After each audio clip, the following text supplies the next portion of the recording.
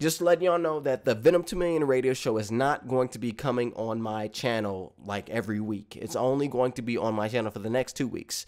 So if you want to hear the radio show, you're going to have to go to Be-Moor Radio.com every Saturday at 11 a.m. to listen to it. After that, I don't know what to tell you. So go to Be-Moor Radio.com. I better not hear anybody call this the Venom2000000 show. 3 zeros is 1,000, 6 is 1 million. That means this is the Venom 2 Million show.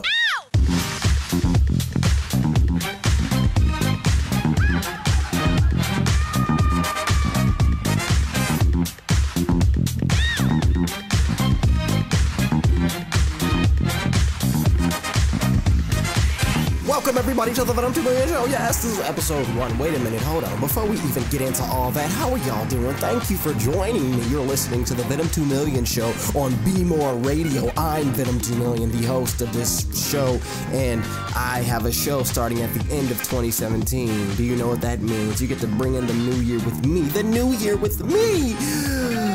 Wow, that's crazy, man. They said this show wasn't gonna happen. That's what they told me. They said, oh, it's not going to happen, blah, blah, blah. But look at what did happen. The show did. That's what happened. We're here, episode 1. What's going on? We got a lot of stuff to talk about, actually. You know, I ain't been on doing the YouTube thing for a minute. If you're listening to this live on Be-Moor Radio.com, then hello. I have a YouTube channel that you can check out called Venom 2 Million. That's Venom 2 6 zeros. It's not 2,000. Goodness gracious, I know the American education system, you know, a little bit but come on now, we should know the difference between 1,000 and 1 million. Or maybe we don't. I mean, we ain't. Not many people have millions in their bank account, or maybe that's not true because you know the song. We got 1, 2, 3, 4, 5, 6. Anyway. We got a lot of stuff to talk about, y'all. We gonna be talking about Fox and Marvel and Disney and all that. You know, Disney wanted the Fantastic Four and X-Men rights. Fox was like, hey, you wanna buy the rights from us? And they said, no, we'll just buy your whole company. We're gonna talk about that. We're gonna talk about this Sony Spider-Man stuff going on with the Venom movie. Then they got a Miles Morales movie coming out, and we're gonna talk about a whole bunch of stuff. We got some gaming stuff going on. We gonna have some nice conversations within this next hour. Yes, we are. Yes, we are. But before we go any further, I have to take a quick break. We'll be right back to the Venom 2 Million show on Be-Moor Radio.com. Stay right tuned. We'll be right back. Don't go anywhere. Stay. You're listening to the Venom 2 Million show. We'll be right back. Be-Moor Radio wants to send a huge shout out and thank you to the Maggie Allisey Theater and Dance Department at Wayne State University. Happy holidays. You're listening to the baseline to the city's rhythm. Be-Moor Radio.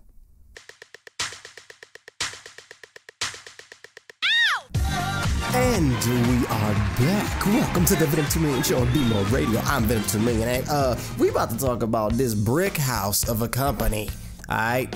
This house is this house a mouse. What is going? Why? What? Who? Guess what? Disney done bought Fox. 20th Century. They didn't buy. Listen. They didn't buy no assets. They didn't buy a little bit of this and a little bit. They said, guess what? We're just gonna take all of you. We're gonna take all of it. Take the whole dang company. What? And Disney then acquired a whole studio, a whole nother company. That is ridiculous. That was a competition. They acquired an entire studio. And now with them acquiring Fox, guess how much money they have the potential of making in box office revenue. They have the potential of making 40% of the entire box office. Listen, 40% of the entire box office, all of the movies that come out of all of those movies now that will be coming out, 40% of the revenue will go to Disney because of the amount of properties and films that will be in theaters that will be under their umbrella. That is crazy. And guess how much they paid for this company? Guess. It was not $10 million. It was not $30 million. It was not $100 million. It was not $3 billion. It was not $7 billion. It was not $20 billion. It was $52 billion. They spent $52 billion on this company. Oh my goodness. This don't matter. Bob Iger, who is the CEO of Disney, this man is, I don't know how, but he is quite frankly and quite literally a genius. Like, this man has done so much as the CEO of Disney, and his contract is supposed to expire in 2019, I believe, and then guess what he's planning to do? He's planning on running for office. He wants to be the president of the United States of America, Bob Iger. And now, with this deal apparently going through, I think how things are looking right now, his contract may be extended. The board may want him to stay on to help facilitate this deal, to help facilitate the management of all of the properties, because he has done such an amazing job in his time at Disney. But goodness gracious, $52 billion spent on acquiring this company, and then they make 40% of the box office. Like, oh my goodness. And another thing, they are starting up their own streaming service it's supposed to begin, I believe, in 2019. They're starting up their own streaming service that is going to be a rival to Netflix. It's going to be a rival to Netflix. Disney is. Now, let me just put this into perspective, okay?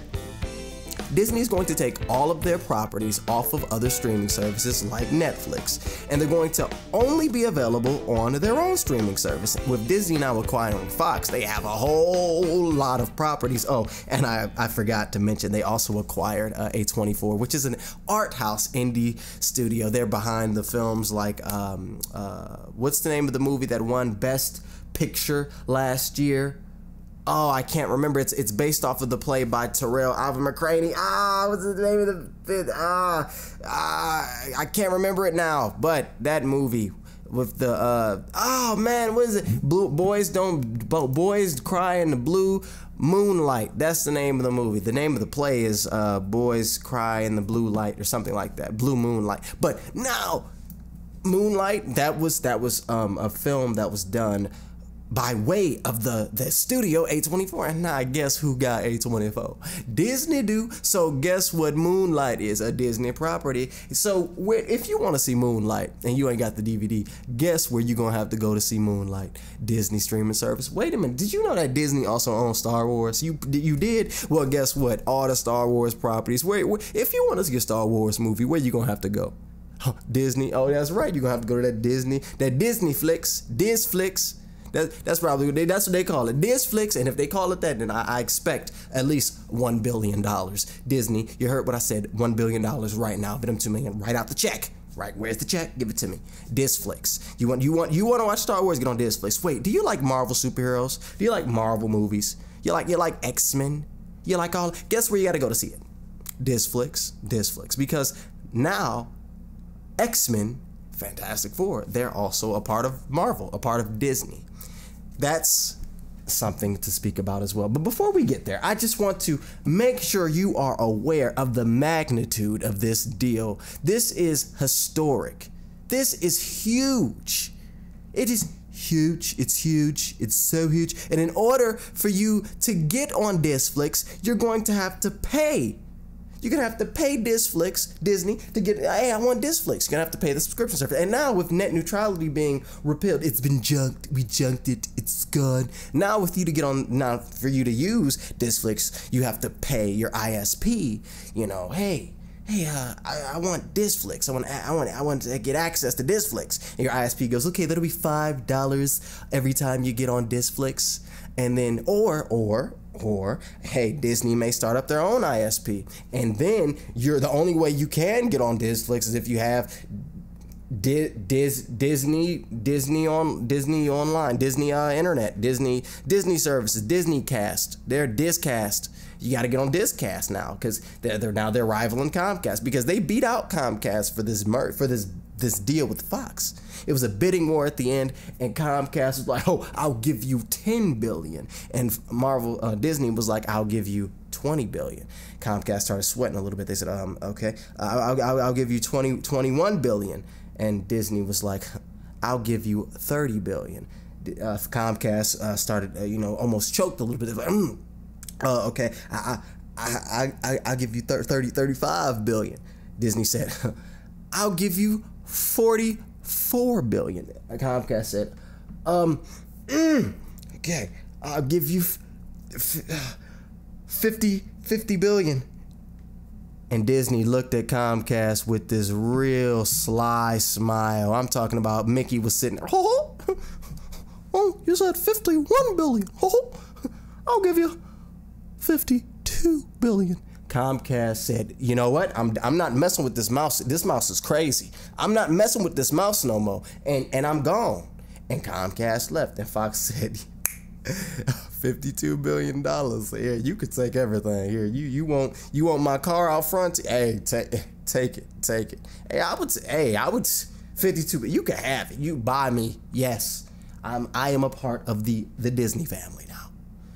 $52 billion. So that's what it is. But people are really excited about this because this now means that X-Men and the Fantastic Four are back. Well, they're not. Well, I guess they're back, but were they there? Like, we've never seen them. And X-Men and Fantastic Four were originally with Fox. So when you had your Marvel movies, you had your X-Mens and your Fantastic Fours, and then you had your Marvel Cinematic Universe, and at one point you had your Spider-Mans, because it was all different corporations. But now Sony and Marvel, they have a deal. So Spider-Man's in the MCU, and now Marvel owns Fox, so they get the rights to Fantastic Four and the X-Men, so they have them back as well. And this is good news for some people, because that means that we get to see the X-Men on the big screen with the Avengers. We get to see mutants, we get to hear Wolverine, and we get to see Wolverine fighting the Hulk and see Deadpool and Spider-Man. The possibilities of this happening, it's there. Now, earlier I was talking a little bit about the Disney CEO, Bob Iger, and he had a conference call yesterday. He had two, and this is what he said within the conference call. He was talking about Fantastic Four, X-Men, and Deadpool, and them all becoming a part of the Marvel Cinematic Universe, as opposed to remaining in a separate world or being put under a different banner, So, this is what he said. He said, "With 20th Century Fox Film, we have the opportunity to expand iconic franchises for new generations of fans around the world, just as we have with Marvel and Star Wars. We're also looking forward to expanding the Marvel Cinematic Universe to include X-Men, Fantastic Four, and Deadpool, and to reuniting all of the Star Wars movies ever made under one roof again, which opens new opportunities for that iconic franchise." He's talking about the rights to Star Wars: A New Hope. That was originally with Fox. But now Fox is with Disney, so it's Disney's. Everything is Disney's, which is great. There's been some conversations of what does this mean for the X-Men franchise as it is now, because there are still X-Men movies that are planning on being released next year. They will be released, and there were other plans as well, and there's people that have been cast. What does this mean? So some insiders were talking to the Hollywood Reporter, and they said that Marvel Studios president Kevin Feige is going to be asked, "Do you want to continue on these development paths?" So it's up to Kevin Feige, meaning that potentially some people may go bye-bye. You may not have a Fassbender as a Magneto after the Dark Phoenix film comes out next year. You may not have that. You may have a different Magneto and a different Professor Xavier in the Marvel Cinematic Universe. You may have a different actor playing them, which is all right. That's fine with me as long as we get to see him. And it's also interesting that from the get-go, Kevin Feige, who is the president of the Marvel Studios, he said that after phase 3, or was it 4? One of them, I don't know. He said after that, guess what? The MCU, Marvel Cinematic Universe, is never going to be the same. That's what he said. He said it's going to be different. It's going to be so different. He never said exactly what that meant, but He said it's going to be different. And he's been saying this for quite some time, which leads me to believe what I've been believing from the get-go, which was this plan was, this was already in the, this was a plan. It's a part of the plan, baby. It's all a part of the plan.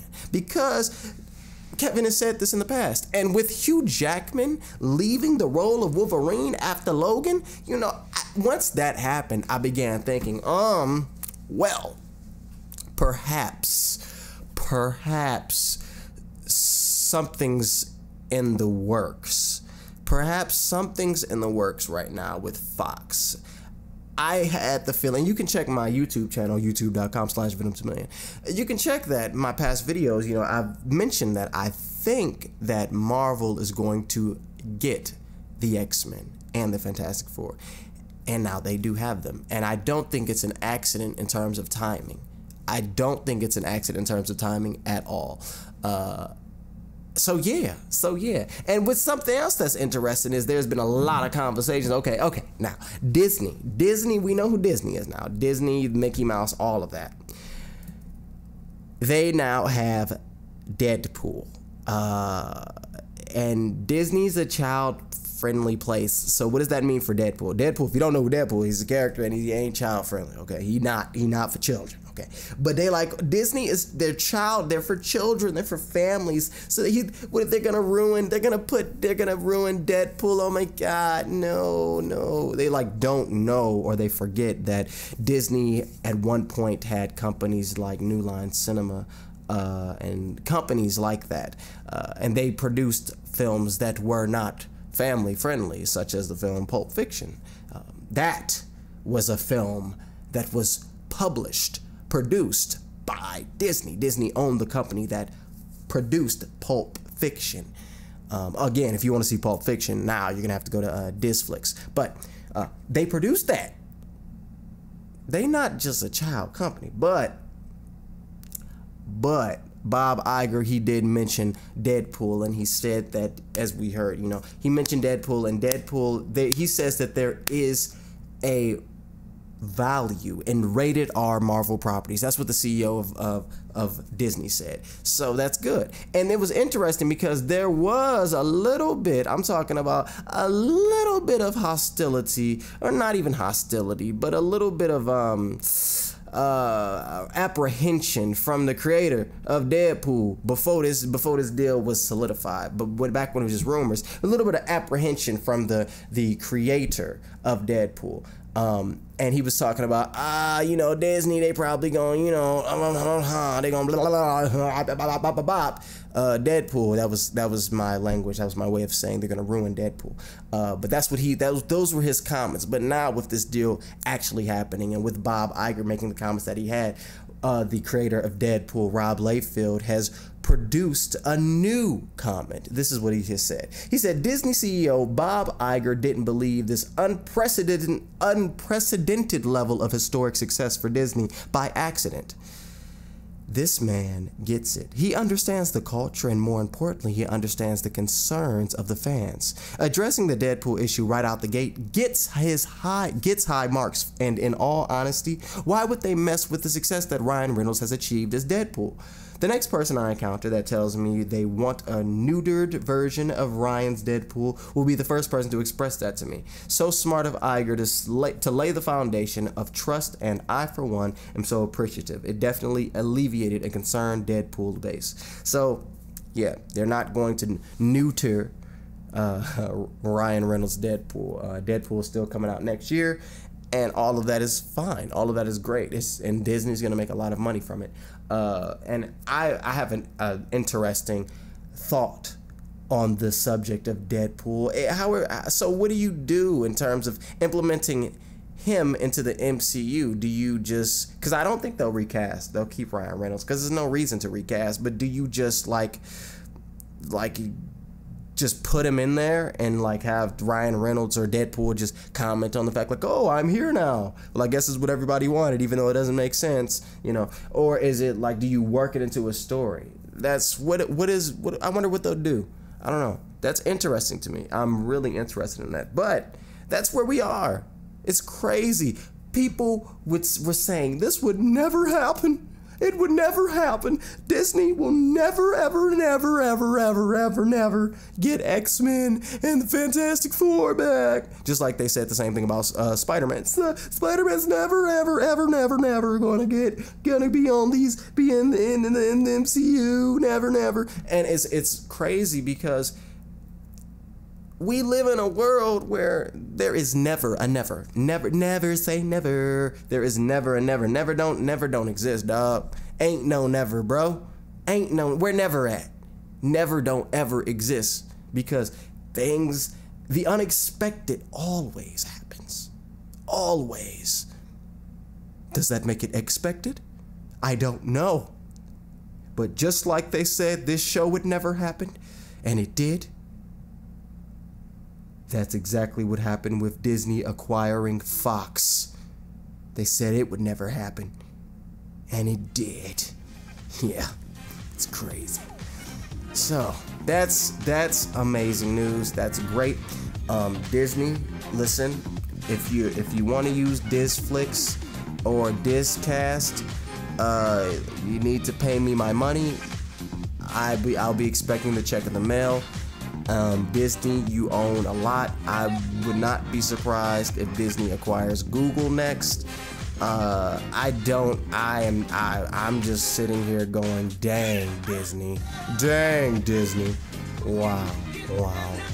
But I'm going to go on a quick break, and when we come back, guess what we gonna do? We gonna talk about this Sony slate, this Sony Spider-Man stuff. Then we gonna talk about some gaming stuff on the Venom2000000 show on Be-Moor Radio. Keep it locked. Don't leave, please. Let me be right back and come back, and you still be here, okay? You don't leave. All right, we'll be right back. You're listening to the Venom2000000 show. We'll be right back.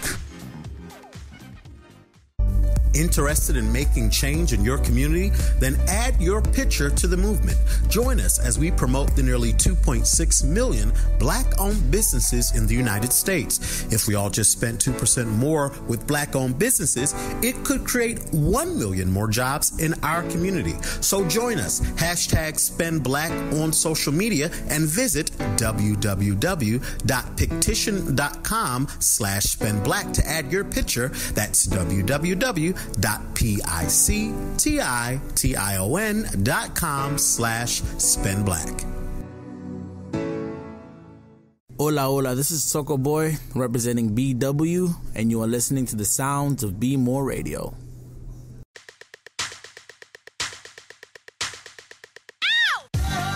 And we're back to the Venom2000000 show on Be-Moor Radio. Hello, I'm your host, Venom2000000, and there's some Spider-Man stuff that's been going on. Some Spider-Man Into the Spider-Verse stuff going on, actually. If you don't know what that is, it's a new Spider-Man movie coming out in the winter of 2018. I was gonna say summer. It's not the summer, it's the winter. It's coming out Christmas 2018, actually. At least that's what they say.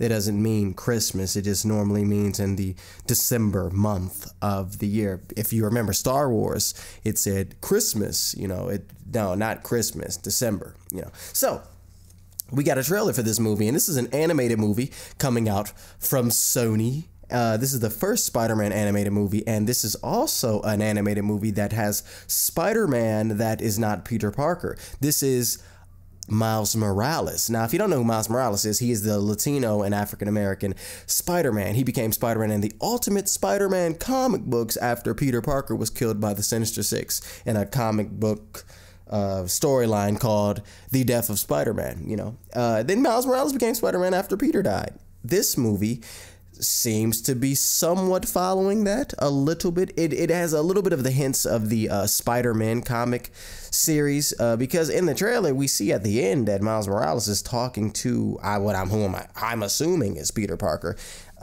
It could be someone else though, but with the name Into the Spider-Verse, I'm pretty sure that this movie is going to contain a whole bunch of different Spider-Man, which is interesting. They make a movie about the black man that's Spider-Man, and then when we make that movie, we gonna make it with other Spider people in it. Oh, okay, I see what you're doing, Sony. Okay, no, I'm joking. But you make a movie with the black man as Spider-Man, and then you're gonna make it animated. Oh. oh, I see what you're doing, Sony. No, I'm joking. But the trailer came out and it looked good. I mean, I thought it stylistically looked great. I loved the colors. I loved all of it, everything. I just did not like one thing. Okay, I said everything and all of it, but there is something I didn't like, and that was that frame rate.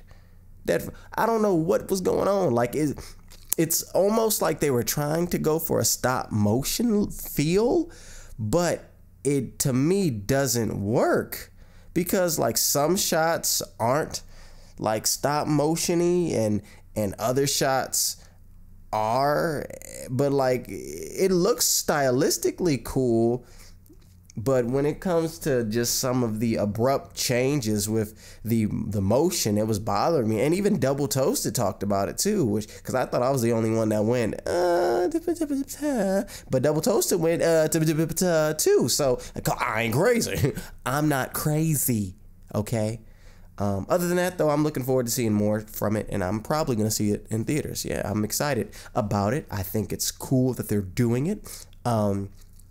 And yeah, it's going to have a whole bunch of Spider people in it. Maybe they'll have Tobey Maguire in it. That'd be dope. I would really like that.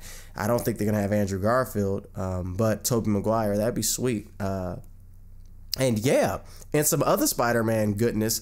The Venom movie is happening, and people at first were outraged, were pissed, were angered, were like, no, Sony, you don't make a Venom movie because it won't have Spider-Man in it. And when there was never any official announcement of this Venom movie not containing Spider-Man, it was just the assumption that Spider-Man's not going to be in it because he's in the MCU, and there can't be more than one Spider-Man on the big screen because there's never been more than one of the same characters on the big screen. Quicksilver in Avengers and Quicksilver in X-Men didn't happen.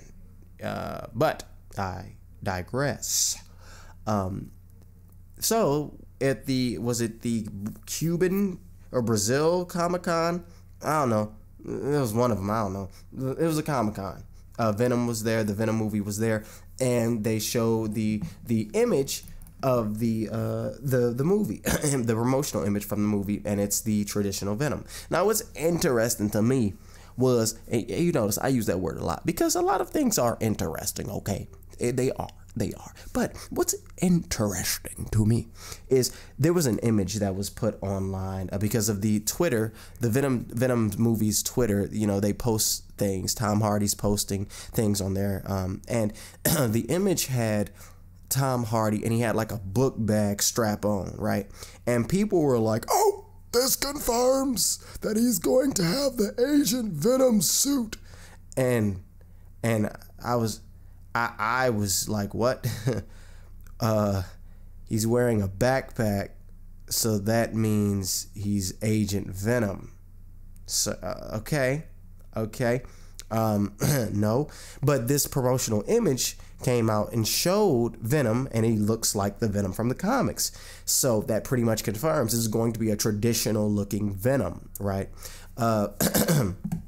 The director of this film, he has mentioned some of the comic books that he's using as inspiration. Some of these comics that he's using as inspiration.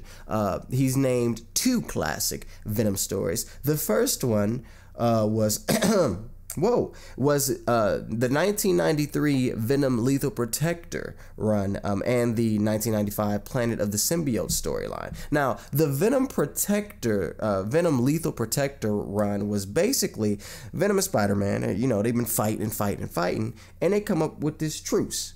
And Spider-Man says, listen, man, just leave New York. Just leave, man. Just go.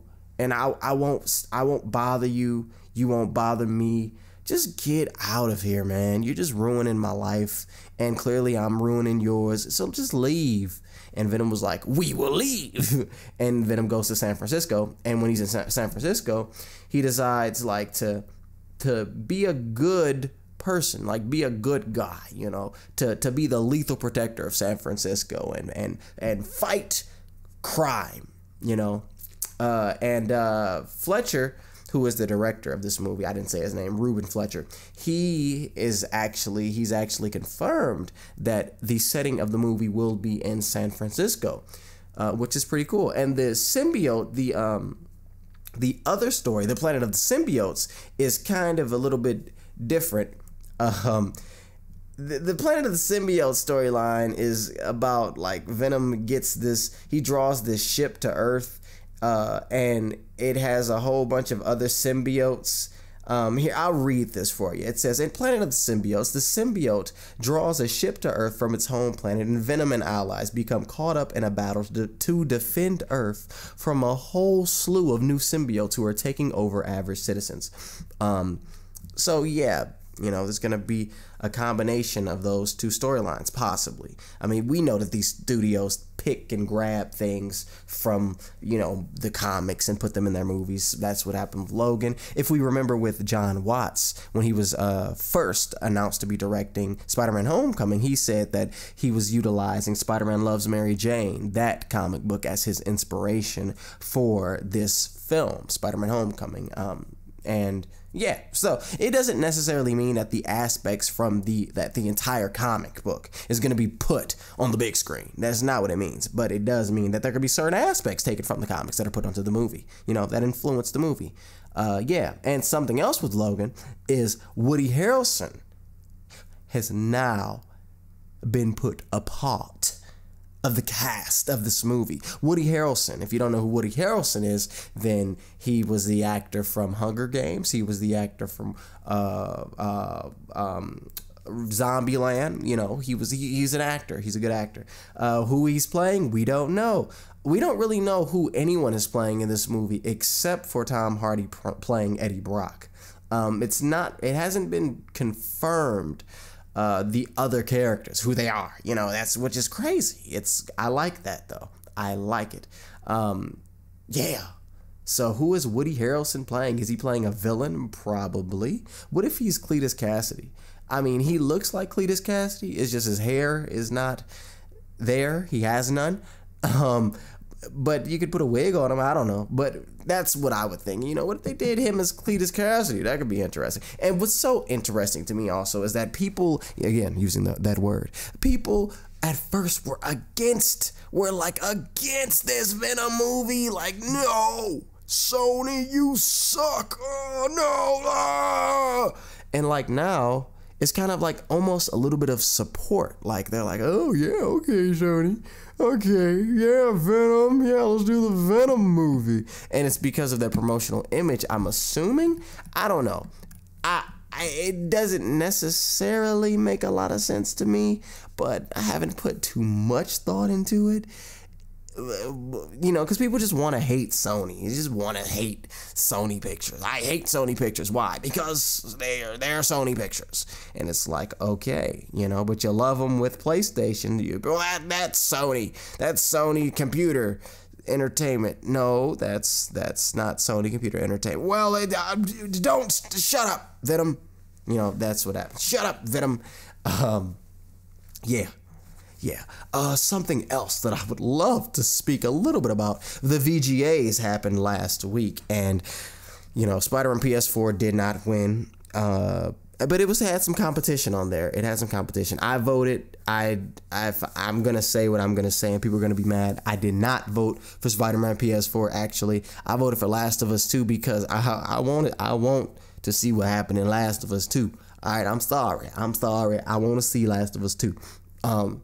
And also, huge shout out to Evan Filarka. He had an interview with Brian Intihar. It was dope interview. I mean, it wasn't much information revealed, but it was just cool to see, that interaction. It was really cool. I thought that was awesome.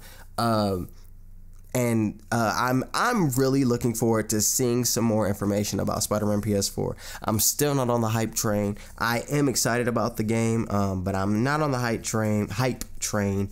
I'm not a part of the the in Insomniac we trust. No. I don't trust these corporations, I don't trust. Regardless, like I don't want that to be said like with ill intent, like, oh, no, don't trust them. No, it's just like, you hold companies accountable, and I'm not going to ever blindly say, oh, well, they're doing it, so it's fine. Because if you don't like it, you don't like it. If you like it, you like it.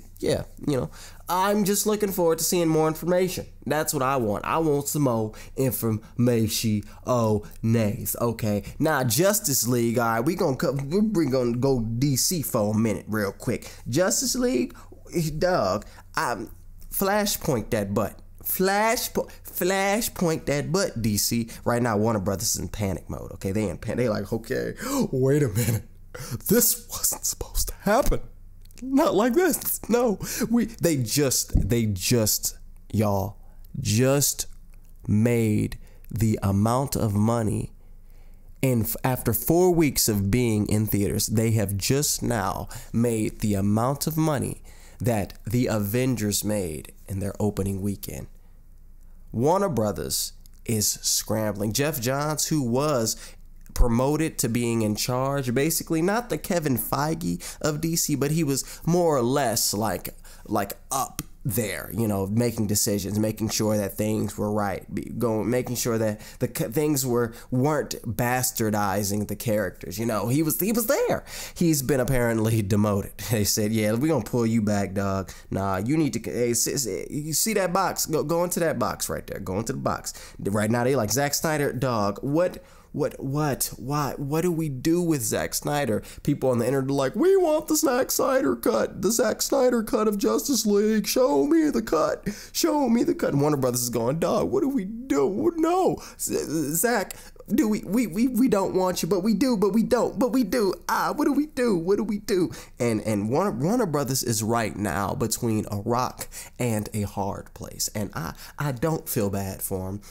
Because they were the chosen ones, okay? They had everything there for them. They didn't need to follow Marvel's suit. They could have came out. Batman vs. Superman should have been Justice League War. Suicide Squad should have been Batman Assault on Arkham. They should have been both of those movies just live action. They made the perfect templates for their live action films a year before their properties came out, a year before their live action films came out. They already had the outline. They had it. And it's not like this was something that was produced from fans, or this is something produced from another company. This was something produced by Warner Brothers. You made movies that told the story that you needed to tell in live action. You made those movies in an animated form, and those movies were great. And then you come out with live action movies and tell a story that is not at the same level of quality as those animated movies that told the story that you're trying to tell better. Oh, I don't feel bad for you at all. No. Not one bit. So it's unfortunate that they're scrambling right now, but they're going to flashpoint that. But Flashpoint, and you start all over. You get Ben Affleck out, because he can go. You get him out. And you make everything younger. You start over, just as you do, and you get people in there that care for the story. Okay, for the story. You don't get in there trying to emulate Marvel. You don't need it. It doesn't need to be comedic. It doesn't need to be comedic. That's not what makes Marvel pop. What makes Marvel pop was when they started, there wasn't competition. They started and was able to do what they wanted. Then they found a formula, and now they make safe movies. DC, you don't need to do that. You can be dark. You gotta have the stories there, man. You gotta have the characters there, man. Come on, dog. You gotta have the characters. Come on, man. Come on. Well, with that being said, with the characters, I got a little bit of information about the characters. One of the characters, Clark Kent. Now, if you didn't see Justice League, I'm about to spoil some stuff, all right? So perhaps you should, like, just wait about maybe a minute, 2 minutes, 3 minutes, and then come back. If you didn't see Justice League, okay? Now, I'm about to get to it. All right, now, Superman came back. Superman did come back in Justice League, you know, which people weren't really, it didn't shock many people. You know, we knew Superman was coming back. He came back, but with him coming back, that meant Clark Kent came back as well. How do you handle that? Because Clark Kent died. How do you handle that? Henry Cavill was asked about this, and this is what he said. He said, it's a tricky one. The wonderful thing about movies is that it's a suspension of disbelief. We're talking about a guy who can fly, who can shoot lasers out of his eyes, and so there are ways of doing it. But telling these stories, it's about your enjoyment. It's about my enjoyment. It's about enjoyment for the viewer. And so we can spend 4 hours of a movie explaining why and how Clark comes back. But is that what you want to see? Then the fans responded with, no. He said, if I had billions and billions and billions of dollars, I could make 6 movies a year, all based on Superman. Yeah, we would go through that.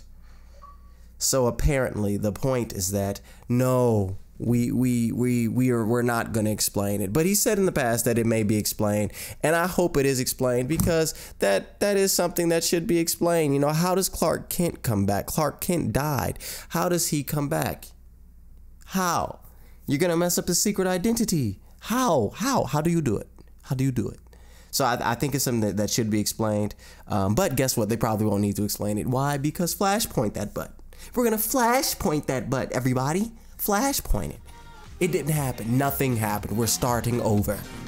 We're starting over. That is what we do. Yes, yes, yes, yes, yes. You're listening to the Venom2000000 show on Be-Moor Radio.com. We will return in a bit after a message from our sponsors. We will be right back. Don't touch that dial. Be-Moor Radio is at the 2017 Shell Eco event. Here are some highlights. This is our future. Join the sites and all that, seeing all the cars. It's our first year competing.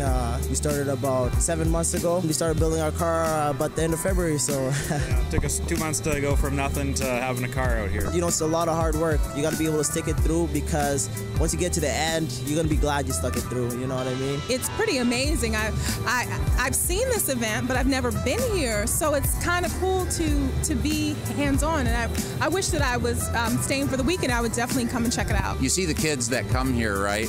And not only are they participating in the interactive stuff around the future of sustainability, but they see all of these teams, and they see, again, the effort and the passion that they have. And I do think it's life-changing for a lot of kids that see this. We're definitely still learning, and hopefully next year we can start fresh and do even better. Yeah, like the magnitude of this event was much bigger than I even imagined. What I've seen is that from last year to this year, we've trained ourselves a lot better to understand how we can inspect these teams and learn about their issues quickly. He didn't get to drive last year since it was his first year. This year he's driving. But for me, I was a proud parent to see him participate, to see something come from just some metals and pieces into a product of a car that took them, 107 miles to the gallon last year. So I was definitely proud of it to see what they accomplished. He dropped basketball, which he had been playing for the past 6 years, and started auto mechanics, and he's wonderful at it. He's their electrical person, so yeah, I'm really proud. Plus he's an AB honor roll student with honors classes and AP classes, so very proud. It was like an ocean, earth. It was so fun. I was out of earth, up top of the thing, and I had one in a tunnel. When we were watching the races and building the little mini cars and the VR goggles. Be-Moor Radio thanks Shell Oil for allowing us to be at their event. Yo, this is Cho, and you're listening to Be-Moor Radio.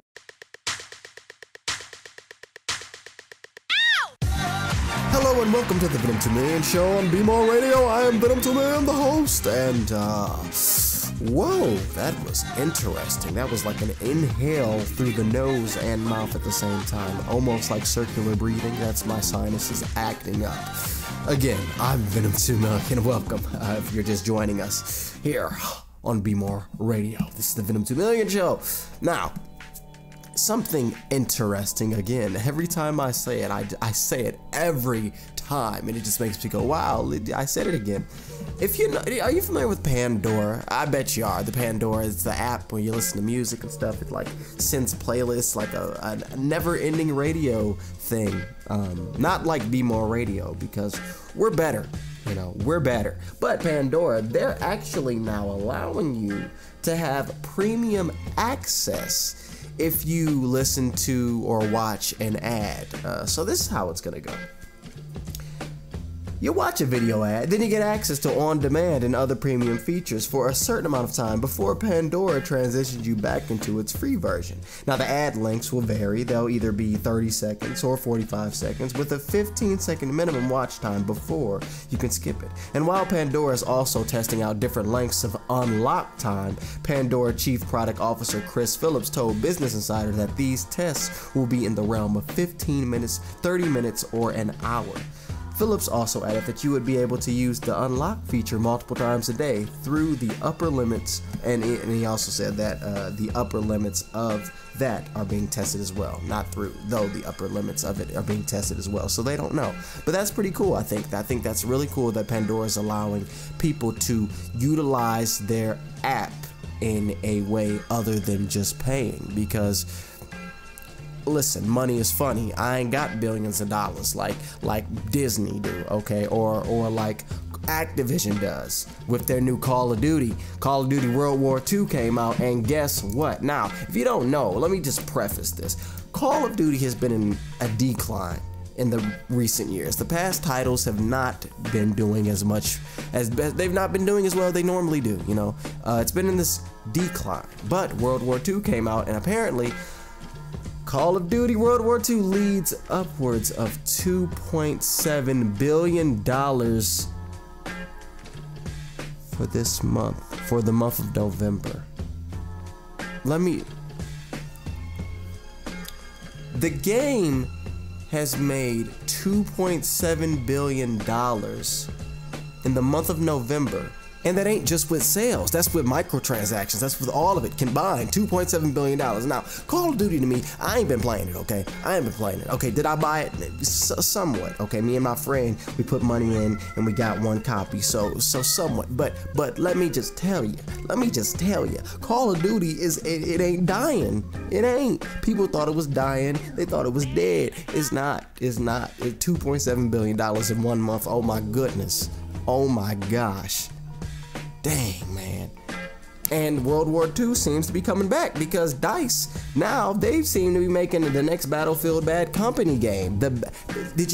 Battlefield Bad Company 3 apparently is what DICE is working on, and this is going to have a World War II setting. Now, this is all leaking from a Reddit user, and this user on Reddit, he may be a little bit credible because in the past he leaked some things. He leaked some things about Battlefield 1, and it was spot on. It was right. So we have information about Battlefield Bad Company 3, and this is what he's saying. He's saying that Battlefield Bad Company 3 will have a World War II setting. It will be continuing from Battlefield 1 and expanding on everything that made Battlefield 1 great and bringing it into a World War II atmosphere.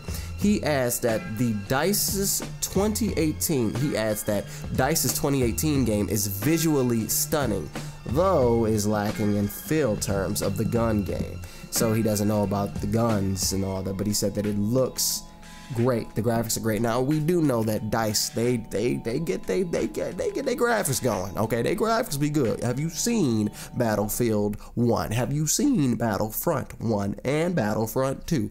It looked good. Okay, so I have no worry about graphics. Gameplay is what I really want to know about, and it seems we'll just have to wait until we get the official announcement or the official trailer, which will probably be happening either early 2018 or around E3, definitely. But that's that. Hopefully DICE or EA, you know, they want to make their money. We know EA loves their money. They're going to get their money regardless of if they're screwing the consumer or not. And I wonder how this whole Battlefront debacle will translate into the new Battlefield game. If you don't know about the Battlefront debacle, basically what happened was EA was putting in loot boxes. Loot boxes are this form of think of a slot machine, right? It's a slot machine for my viewers, for my listeners that don't know what this is, what exactly. But it's a slot machine, and you don't have to put in money, but if you do put in money, then you get something. You get, whether it could be a gun, or it could be a particular character for the game, or it could be whatever. You get something, and so that it's like a slot machine. Think of it in that sense, except for you will never walk away with nothing. You may walk away with something that is not a value,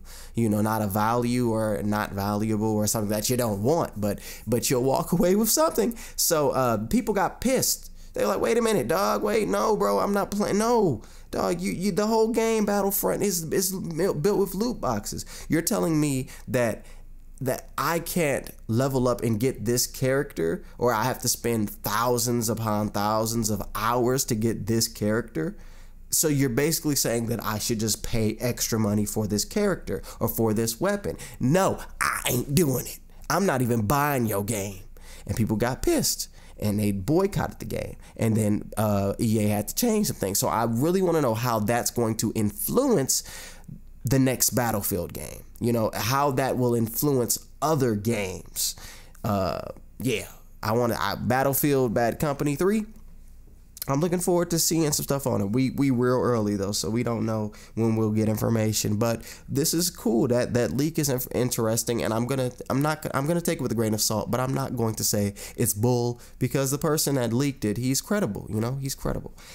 Speaking of leaking, this isn't really a leak at all. But Grand Theft Auto Online, they had their new heist come out this Tuesday. I have yet to play it. I haven't played it yet. GTA Online, I don't even play GTA Online, because it has made me so not a fan of GTA. It's so much, and everything costs so much.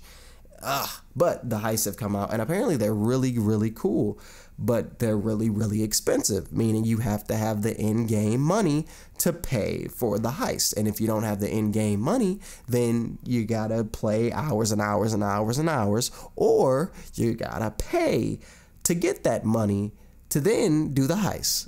With same issue, the Battlefront, all that. But people aren't as angry at Grand Theft Auto as they were at Battlefront.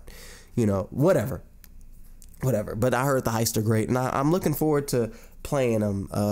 Maybe this weekend. Maybe. I'm not really. I don't know. I want to. It all depends on my time, my free time. But I do want to play it, and I hope to play it. And I've heard good things about it. So we'll see where we go from there. Something else that has been getting my attention, the Xbox One X, right? This system has come out, and it is the world's most powerful system, or the most powerful system in the world, whatever Microsoft is saying. I want to know, but I want to know, at what point does that tagline stop being used? Is it when the next PlayStation comes out? Is it like when you make another system? And why even have that tagline, the most powerful system ever? Why do that? Because when you come up with a new system now, are you going to say this is the most powerful system ever? I don't know.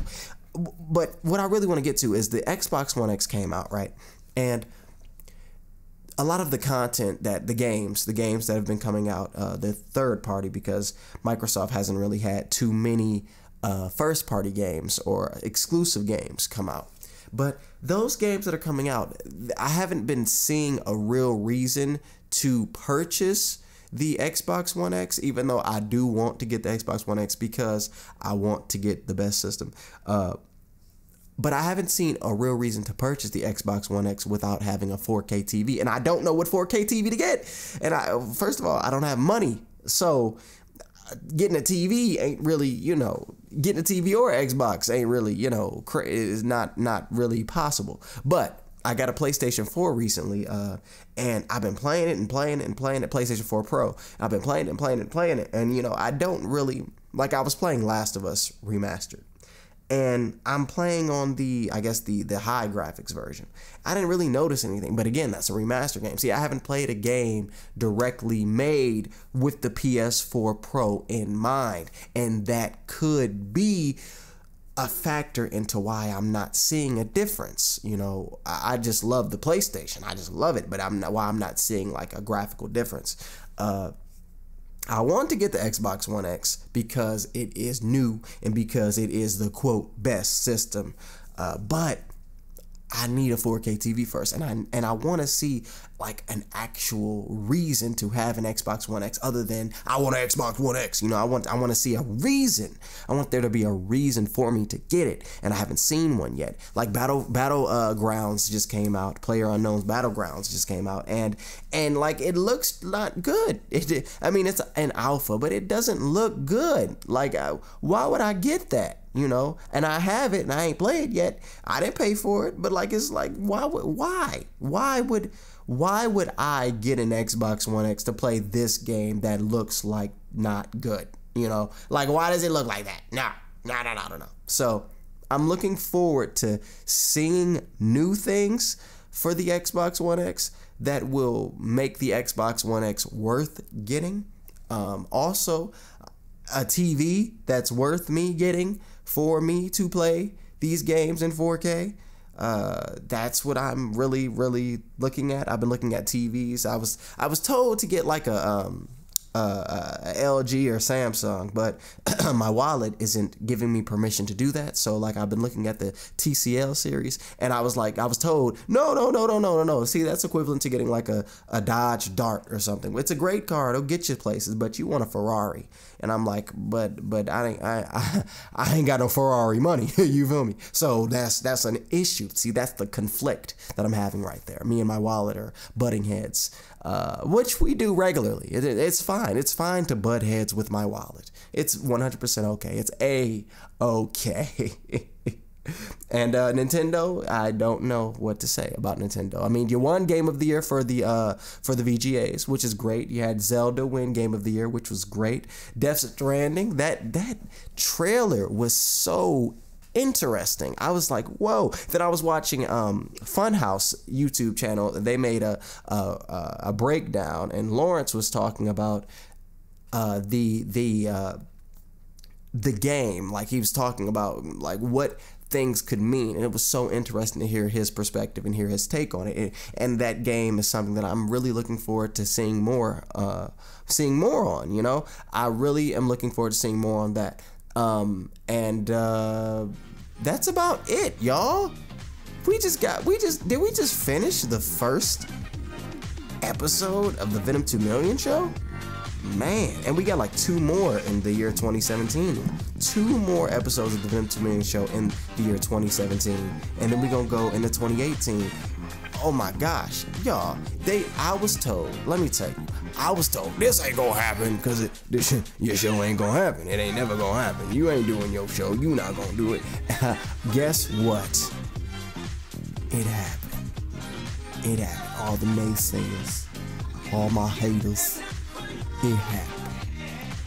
It happened. I want to thank y'all all for tuning in to the Venom2000000 show. You can hear me every Saturday at 11 a.m.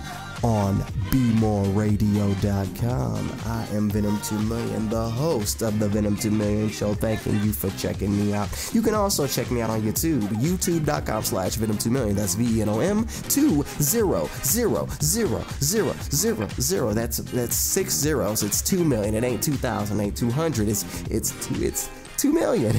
You guys, we can count. But anyway, I want to thank you all for listening. Make sure you tune in to Be-Moor Radio every day, because it's a whole bunch of different programs happening.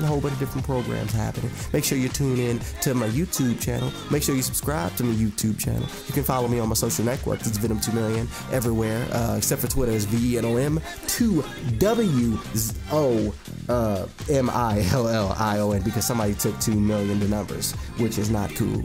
It's not cool, but it's all right. It's all right. On Instagram, I'm Venom2000000, just like my YouTube. All right, y'all. Thank you for listening. Oh, stay tuned for next week. Oh my gosh, next week at 11 a.m. on Be-Moor Radio. Ooh wee, ooh wee, ooh wee. Thank y'all for listening, y'all. We out. Peace.